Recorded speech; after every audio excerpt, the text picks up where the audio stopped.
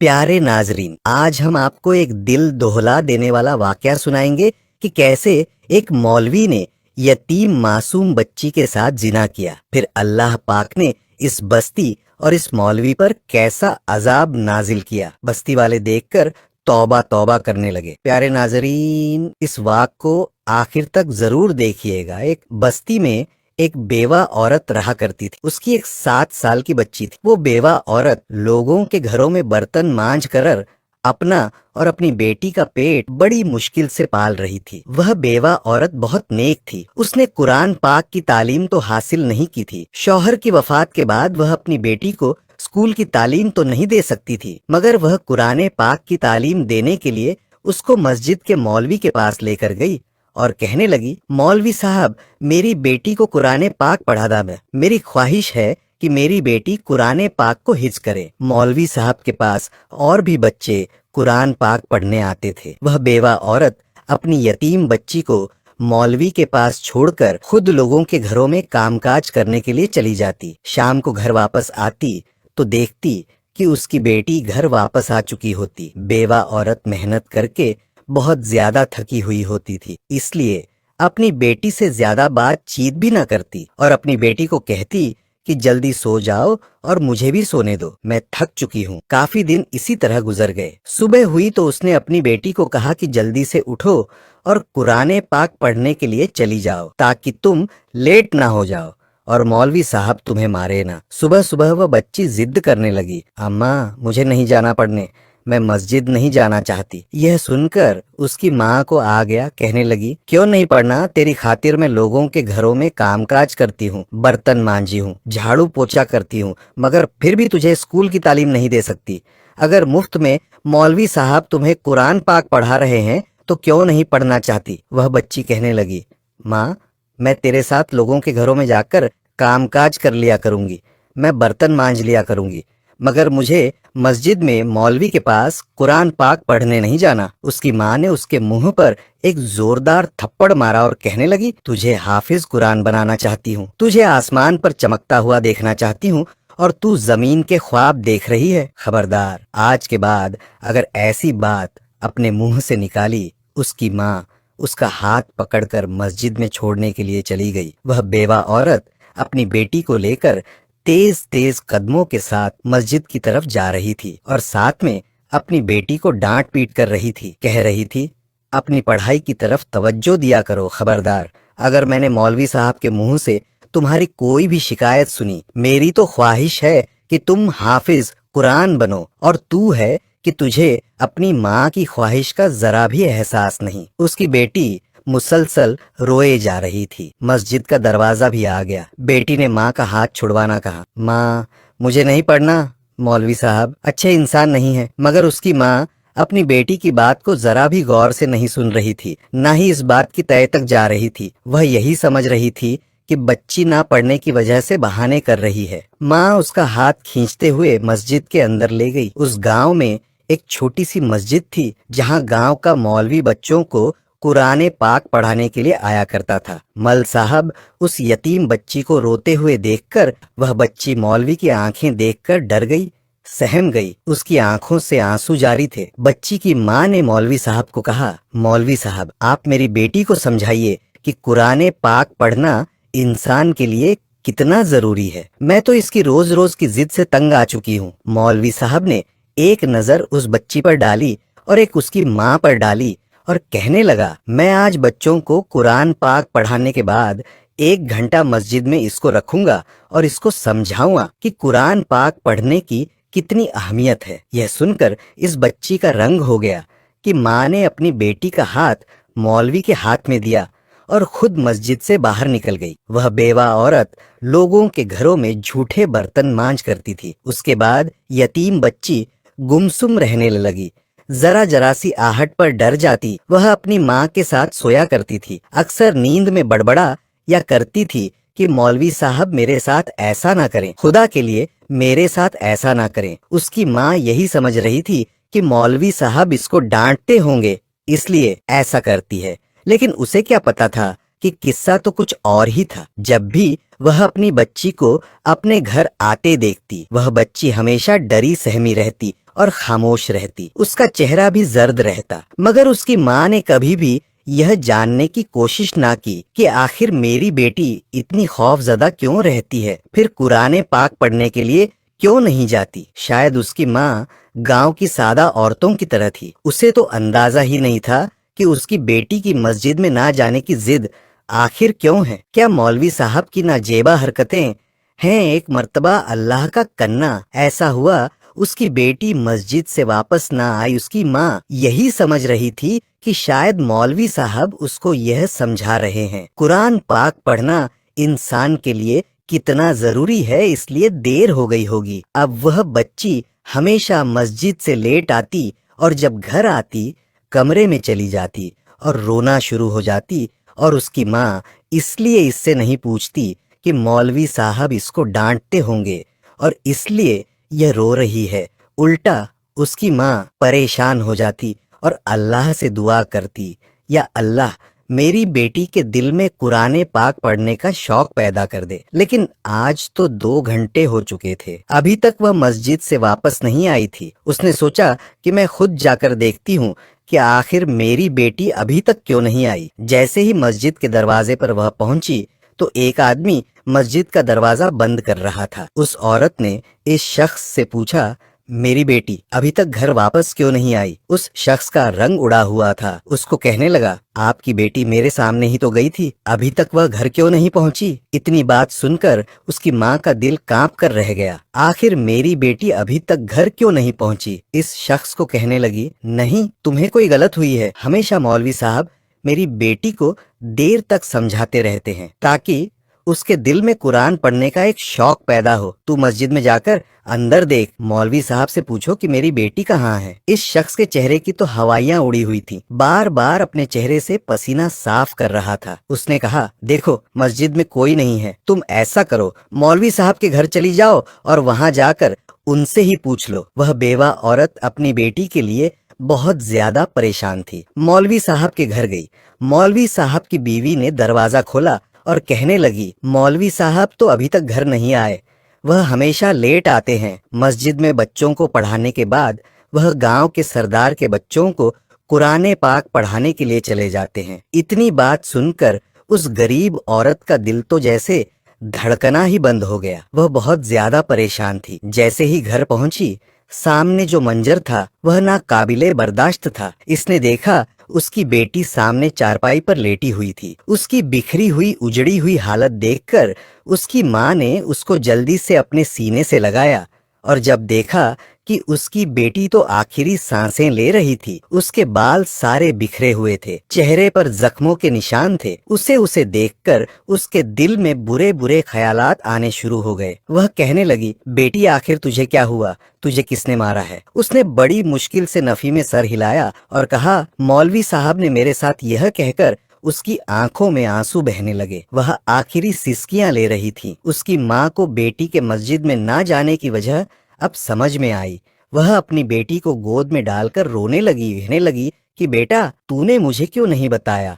उस वक्त उसकी बेटी उसकी बाहों में दम तोड़ चुकी थी। यह देखकर वह माँ पागलों की तरह रोने लगी। उसके रोने की आवाज इतनी बुलंद थी कि पास के हमसाए मर्द औरतें सब घर में जमा हो गए। कोई भी नहीं सोच सकता था कि हंसती खेलती बच्ची मौत के मुंह में चली जाएगी। हर कोई कभी बच्ची को देखता, कभी उसकी माँ को देखता। उसकी माँ तो अपने होशो हवा खो चुकी थी, क्योंकि वह जान चुकी थी कि उसकी बेटी के साथ बहुत गलत हुआ है। मासूम बच्ची कफन में लिपटी पड़ी थी। पूरा गांव इस बेवा औरत के घर में जमा था और लोग एक दूसरे से बातें कर रहे थे कि बेचारी मासूम बच्ची मस्जिद में कुरान पाक पढ़ने के लिए गई थी। रास्ते में किसी ने उसके साथ गलत हरकत की और यह वही धम तोड़ गई। जब बेवा औरत रोती हुई कुछ संभली, उसने लोगों के बातें सुनी तो कहने लगी कि कोई और नहीं, मैं जानती हूँ कि मेरी बेटी के साथ यह हरकत किसने की है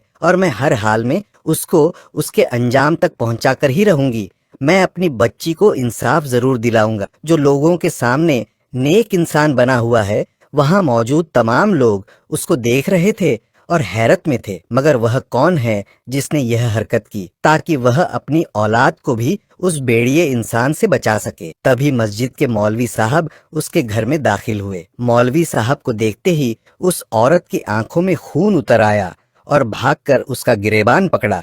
जैसे ही लोगों ने उसको मौलवी साहब का गिरेबान पकड़ते हुए देखा, लोग उसको पीछे करने लगे, कहने लगे कि यह तू क्या कर रही है? आखिर तू मौलवी साहब के साथ ऐसा कैसे कर सकती है? वह बेवा औरत रो रो कर चीख कर सब कुछ बोल रही थी। वह यही कह रही थी, इसने मेरी बेटी को मार दिया, इसको ज्यादती का निशाना बनाया और फिर मरने के लिए छोड़ दिया। अगर मुझे पता होता कि यह ऐसा भेड़िया है जो मेरी बेटी को नोच नोच कर मार डालेगा, तो मैं अपनी बेटी को कभी भी इसके पास कुरान पाक पढ़ने के लिए ना भेजती। वहां मौजूद लोग मौलवी साहब की तरफ भी देखते और कभी इस बेवा औरत की बातें सुनते। मौलवी साहब बहुत नेक इंसान माने जाते थे। कभी कोई ख्वाब में भी यह नहीं सोच सकता था कि मौलवी साहब ऐसा कैसे करेंगे। पूरे गांव में उनकी हर कोई बहुत ज्यादा इज्जत करता था। मौलवी साहब तो एकदम परेशान हो गए, इतनी जल्दी मेरा राज खुल जाएगा। वह इसी तरह बेवा औरत को बोलते हुए देखकर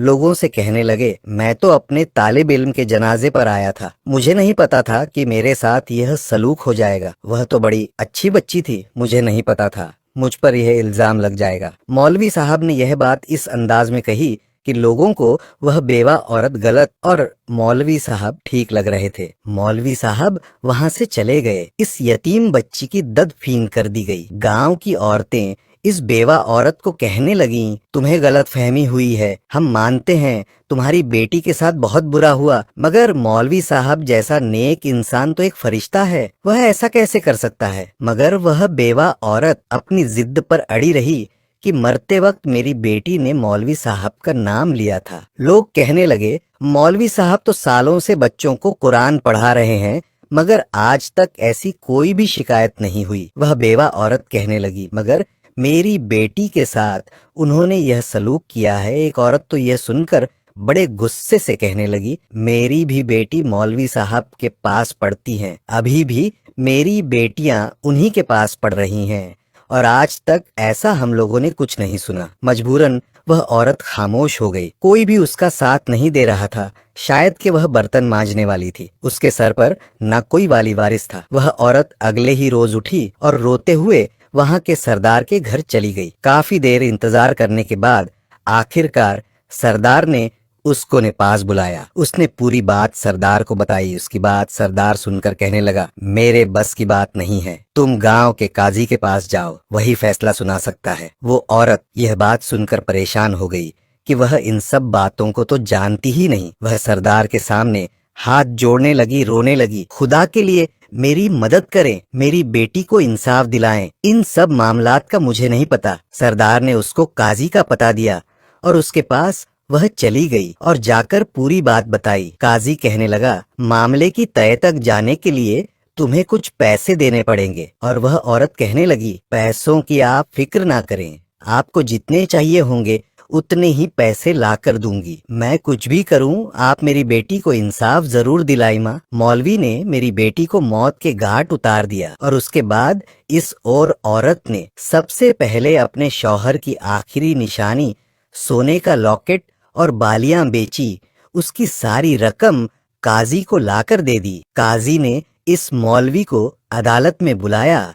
वह तो कभी सोच भी नहीं सकता था कि बेवा औरत उसे यहाँ तक ला सकती है। मौलवी को बहुत ही बड़ा झटका लगा कि एक हकीर और बर्तन मांजने वाली औरत भी उसको इस अदालत में पहुंचा सकती है। पूरा गांव इस बेवा औरत पर थू थू कर रहा था। वह नेक मौलवी को अदालत तक क्यों लेकर चली गई? कहने लगे, बेटी तो मर चुकी, इसके इसलिए सवाब के लिए नहीं कर रही।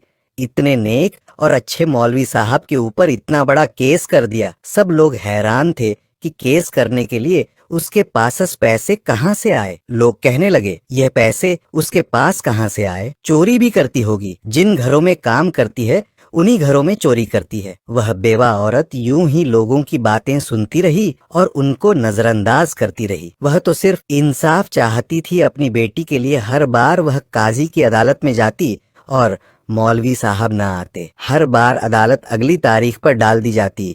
यूं ही 6 महीने गुजर गए। हर महीने इस काजी को मुंह मांगी रकम मिल जाती थी। यहाँ तक कि उसकी हर चीज बिक चुकी थी। अब उसके पास कोई चीज नहीं बची थी। सारी रात वो रोकर अल्लाह से दुआएं मांगती जा रही थी और अपने परवरदिगार से बातें करती कहने लगी, ऐ अल्लाह, काश के मेरा जहन इतना रोशन होता, मैं इस मौलवी का भयानक चेहरा पहचान लेती। ऐ मेरे अल्लाह, काश कि मैं इतनी अक्लमंद होती, अपनी बेटी की हरकतों को अपनी नजर में रखती और आज मेरी बेटी मेरे पास होती। इसी तरह मुझे अपनी बेटी को खोना ना पड़ता। मेरी तो दुनिया ही उजड़ चुकी है। अब यह दुनिया वाले ना जाने मुझे कभी इंसाफ दिलाएंगे या नहीं। अगले रोज वह बेवा औरत काजी के पास गई। काजी कहने लगा, अब वह वक्त आ चुका है इस मौलवी को सजा दिलवा हंगा, मगर तुम्हें इस पर बड़ी रकम देना होगी। थोड़ी देर के लिए तो वह बेवा औरत सोच में पड़ गई, क्योंकि अब उसके पास सिवाय घर के कुछ नहीं था। वह काजी कहने लगा, अब हर हाल में वह फांसी पर चढ़ जाएगा। उस काजी ने बहुत यकीन दिलाया और कहा, हाँ, उसके लिए मुझे डबल रकम की जरूरत पड़ेगी और देखना फैसला कैसे चुटकियों में होता है।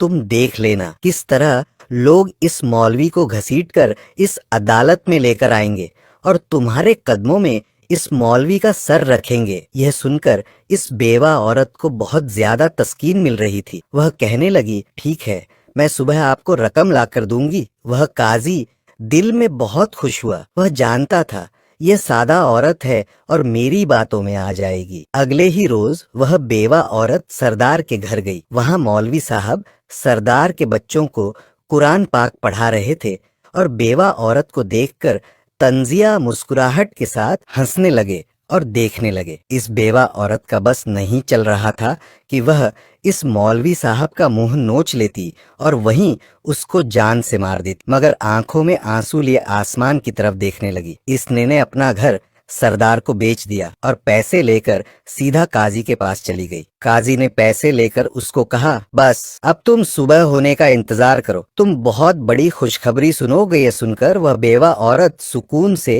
अपने घर वापस चली गई और सोचने लगी, कल वह दरिंदा नुमा शख्स फांसी के तख्ते पर लटक जाएगा। मगर अगला दिन यूं ही खामोशी से गुजर गया और ऐसे ही 2-3 दिन और गुजर गए। वो मजबूरन काजी के घर गई और वहां जाकर रास्ते में चौकीदार ने रोक लिया। कहने लगा, बीबी काजी साहब यहाँ मौजूद नहीं है। वह अपनी बीवी बच्चों के साथ दूसरे इलाके घूमने के लिए गए हैं और 2 महीने तक उनके आने का कोई प्रोग्राम नहीं। यह सुनकर उस बेवा औरत के कानों से दुआ निकलने लगा और कहने लगी, मेरी बच्ची का केस चल रहा था और परसों इस केस की सुनवाई थी, ऐसे कैसे हो सकता है।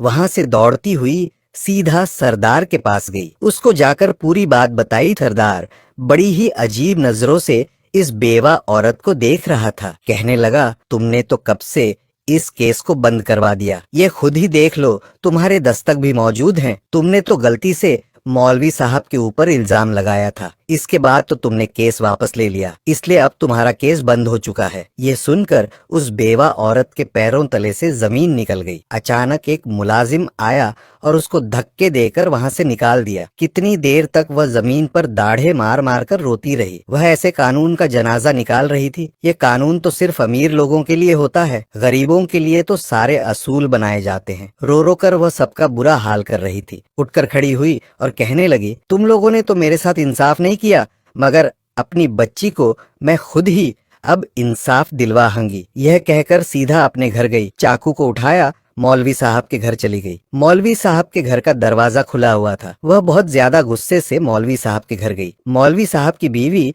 घर में मौजूद नहीं थी। मौलवी साहब इस औरत को देखकर घबरा गए, क्योंकि वह बहुत ज्यादा गुस्से में थी। उसके हाथ में चाकू भी था। वह एक शेरनी बनी हुई थी। जैसे ही इसने मौलवी साहब के ऊपर हमला किया, मौलवी साहब ने उसका का हाथ पकड़ा और एक जोरदार थप्पड़ उसके मुंह पर मार दिया, मगर उसने हिम्मत ना हारी और यूं ही मौलवी साहब के साथ लड़ती रही। उनको कहती रही कि तूने ही मेरी बेटी को मारा है, तू एक इंसान नहीं, तू एक दरिंदा है। लोगों के सामने तू फरिश्ता बना फिरता है, मगर अल्लाह पाक ने तुझे औलाद जैसी नेमत से नहीं नवाजा, तू बे औलाद है और बे औलाद ही रहेगा। इतना कहकर उस बेवा औरत ने मौलवी साहब के बाजू पर चाकू मार दिया। उनके बाजू से खून निकलना शुरू हो गया। यह देखकर मौलवी बहुत ज्यादा गुस्से में आ गया। उन्होंने पूरी ताकत और कुव्वत से बेवा औरत को थप्पड़ मारने शुरू कर दिए। वहीं चाकू उससे पकड़कर उसके सर पर जरबे लगानी शुरू कर दी। वह सारी खून से भर चुकी थी। उसके सर से खून बह रहा था। वह कमजोर और बेवा औरत अपने आप को बचाने के लिए मौलवी को नोच रही थी, मगर उस मौलवी रिंदे ने इस बेवा और कमजोर औरत को बेबस करने के लिए वही सब कुछ उसके साथ किया जो उसकी बेटी के साथ किया था। इस मौलवी ने इस बेवा औरत को भी ज्यादती का निशाना बनाया और फिर किसी फजूल चीज की तरह घर से बाहर फेंक दिया। वह बेहोश हो चुकी थी। जब होश में आई तो उसका जहनी तवाजो बिगड़ गया। दुनिया की कोई होशो हवास नहीं थी। उससे पहले बेटी की मौत का गम, गुर्बत की स्थायी हुई बेवा औरत और काजी की अदालतों के चक्कर लगाकर जलील हो चुकी थी। उसकी हर चीज बिक चुकी थी, मगर अब वह पागल हो चुकी थी। मारी मारी गलियों में फिरती रहती, लोगों के घरों के दरवाजे बजा बजा कर उनको कहती, देखना, तुम लोगों ने मुझे इंसाफ नहीं दिलवाया, मेरी मदद नहीं की, मेरी बच्ची मर गई, तुम लोगों ने मुझे इंसाफ नहीं दिलाया, अब अल्लाह ही मेरा इंसाफ करेगा, तुम लोगों ने तो मेरा साथ ही नहीं दिया। पहले तो लोग उसकी बातें सुनकर शर्मिंदगी महसूस करते और दुख करते। लोग उसको खाना भी दे दिया करते थे तो लोगों को उस पर गुस्सा आना शुरू हो गया। उन्होंने उसको थप्पड़ मारने शुरू कर दिए। वह भूखी प्यासी दर दर भटकती रहती और एक रोज वह बेवा औरत कचरे के ऊपर मरी हुई मिली। लोगों ने तर्श खाकर उसको दफना दिया। मौलवी साहब को तो उसकी मौत का जरा भी दुख न हुआ। जिस रोज इस बेवा औरत को दफना दिया गया, उसको दफन करने के बाद उस गांव में बहुत शदीद किस्म का जलजला आया। इस जलजले से जमीन पर बहुत गहरी दरारें पड़ रही थी। लोग अस्तगफिरुल्लाह अस्तगफिरुल्लाह करते हुए घरों से बाहर निकले, मगर तभी उन्होंने मौलवी साहब के घर से चीख पुकार की आवाज सुनी। उनकी बीवी चीख रही थी, चला रही थी। लोग दौड़ते हुए इसके घर पहुंचे। जब लोगों ने देखा तो लोगों की रूह लरस गई। लोग कांप उठे, तौबा तौबा करने लगे। मौलवी साहब के घर में एक बहुत बड़ी दरार बन चुकी थी। इसमें मौलवी साहब दसे हुए थे। उनका पूरा जिस्म जलजले से फटने वाली जमीन में दस चुका था और सिर्फ उनका चेहरा नजर आ रहा था, और वह चेहरा एक बदनम जानवर की शक्ल का बन चुका था। यह देखकर लोगों ने चीखना चलाना शुरू कर दिया। लोगों ने बहुत ज्यादा हिम्मत की कि इस मौलवी को जमीन से बाहर निकाले। जमीन एक मर्तबा फिर हिली और वह दरार तंग हो गई। खून इस दरार से बाहर निकलता हुआ आ रहा था और देखते ही देखते मौलवी साहब इस दरार में गायब हो गए। इस मंजर को देखकर लोग और डर गए और सहम चुके थे। यह वाकया अखबार में भी छापा गया और मुख्तलिफ किताबों में भी लिखा गया।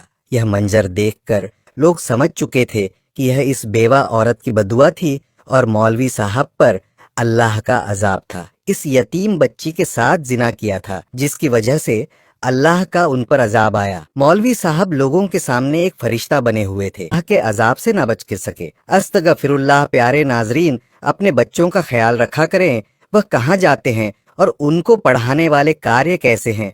हम हर कार्य की बात नहीं कर रहे। कुछ कार्य ऐसे होते हैं जिनकी हरकतों को बच्चे महसूस करते हैं। आपका बच्चा आपसे शायद कुछ कहना चाहता हो जो अपनी जुबान से बयान नहीं करना चाहता। हम उम्मीद करते हैं कि इस वीडियो से आपको जरूर कोई ना कोई सबक हासिल हुआ होगा। आज हम सब मिलकर अपने बच्चों की इज्जत की हिफाजत की दुआ करेंगे। क्या है मेरे परवरदिगार, हमारे बच्चों की हिफाजत फरमा और उनकी इज्जतों को अपने अमान में रख। आमीन या रब्बुल आलमीन। नाजरीन, आज का यह इबरतनाक वाक्य आपको यकीनन पसंद आया।